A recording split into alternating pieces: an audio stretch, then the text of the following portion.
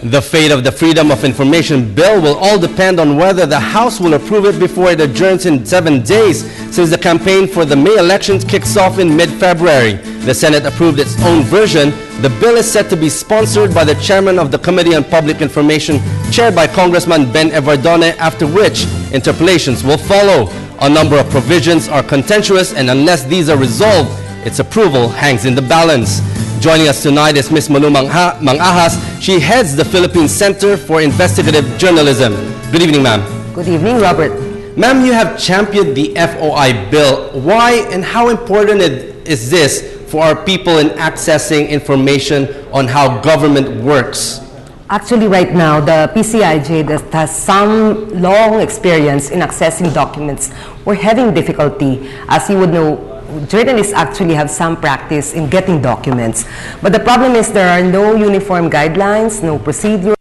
Guidelines are not met by many people in government, not necessarily the civil servants, but because elective or appointive officials, their bosses, tend to be very secretive about the most important documents that have a bearing on the use of taxpayers' money. And if the bill is passed, does this advance the cause of accountability and transparency in government? Certainly. I think the bill serves the purpose of implementing what has been a constitutionally guaranteed freedom of to information of all citizens. So that was 26 years ago guaranteed in the fundamental law of the land.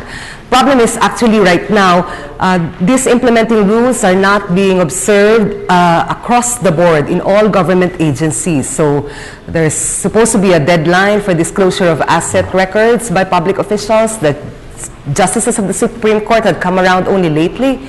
The House is not quite sure whether it wants to release all at once or have permission still from the lawmakers. So it's really something difficult, as it were, for journalists, how much more for citizens. How does this empower our people? Actually, freedom of information law that is also guaranteed now by the United Nations as a fundamental freedom. And many different rights. It enables, for example, the right to education. People would know what are, for example, the budget for building new schools, the budget for hiring new teachers. It enables the right to livelihood or employment. We would know what are the job orders that government has secured, where exactly or when exactly could they qualify for the CCT or the Pantawid Pamilya Pilipino program.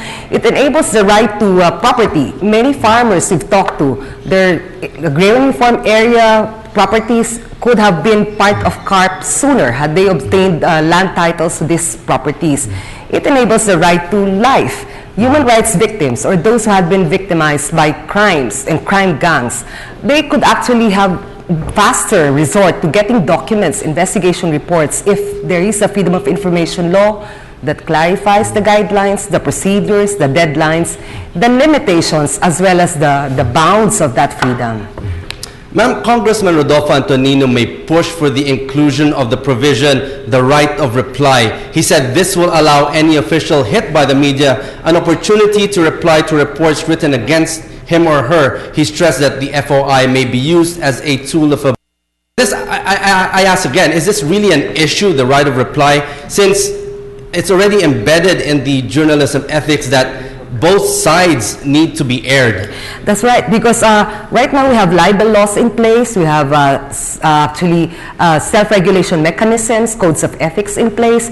We also have the Standards Authority Board, the Philippine Press Council.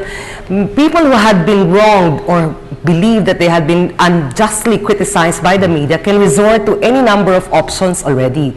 There is a principle in lawmaking, we are told by lawmakers themselves, that as a law should focus on a single policy, and putting in a right of reply rider there is really unnecessary. In my observation, actually, it comes from lawmakers who believe they have been unduly criticized by media in their communities. Now, this is not to say that we shouldn't respect the personal feelings of these lawmakers, but you see the media also operates within the framework of other principles in law, such as a public office is a public trust. That is why we investigate, we criticize, we censure, we celebrate public if need be. And there is no actually rescue from an FOI law with a right of reply rider if that is the thought of our politicians who think that ROR should be in FOI. The media will never stop looking at what should be investigated or what should be put out in the public domain, because that's part of the duty that we took on as journalists. So, ma'am, in your opinion, should this actually be an issue that needs to be tackled? The media community, including the Philippine Press Institute, the Kapisanan ng mga Broadcaster ng Pilipinas, PCIJ, the Center for Media Freedom and Responsibility, we all have actually made a position that an FOI with a right of reply rider is really not a good FOI. So we think the 2 points should be delinked. We think we should actually resort to mechanisms already in place. Our worry is that the right of reply rider is apparently being used as an impediment, as an obstacle to having an FOI law passed. Ma'am, another major issue is accessing information which could expose the national security of the country. How do you respond to this?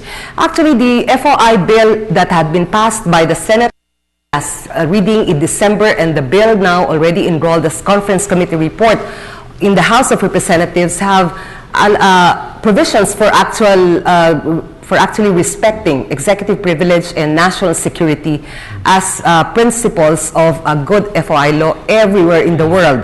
There are actually, the beauty of an FOI law is it clarifies the ambits, the bounds, the guarantees of freedom to access information by all citizens, but also it defines the exemptions that the state is authorized and obligated under the law to keep hidden from the citizens. And we'd like to respect that because that's part of the best practices of FOI systems everywhere in the world.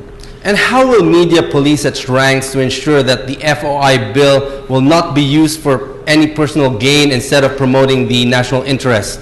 Actually, there are no guarantees here. It's not we can't promise anyone a rose garden because even right now, for example, we have had an FOI. We have had no FOI in the last 26 years.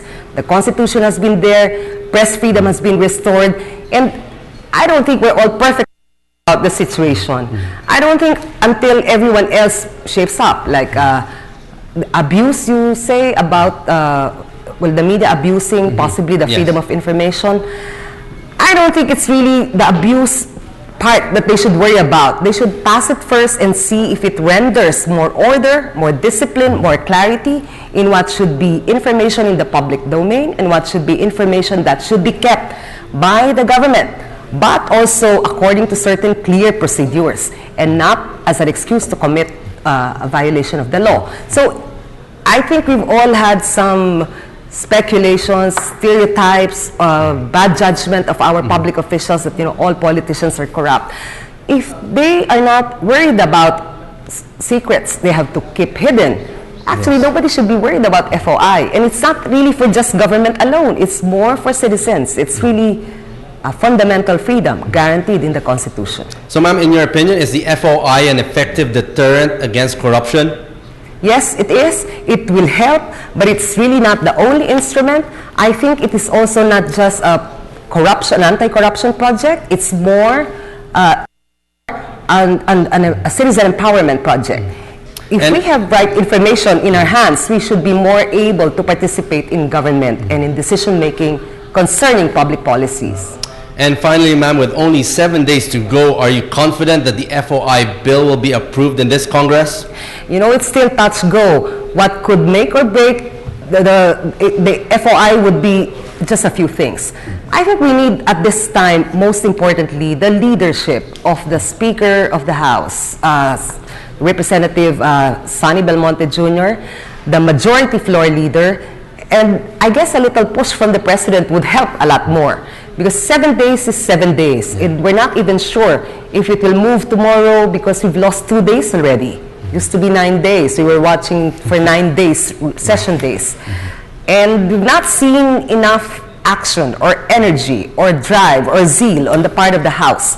I think we deserve to see a House that's so fitting in the trust that we have given it. Elections will be up soon, and those especially who will run for another term probably deserve to give us this promise first before they promise again and again. Okay, on that note, thank you very much for joining us tonight on NewsLife. That was Ms. Malou Mangahas, head of the Philippine Center for Investigative Journalism. Thank you, ma'am. Thank you.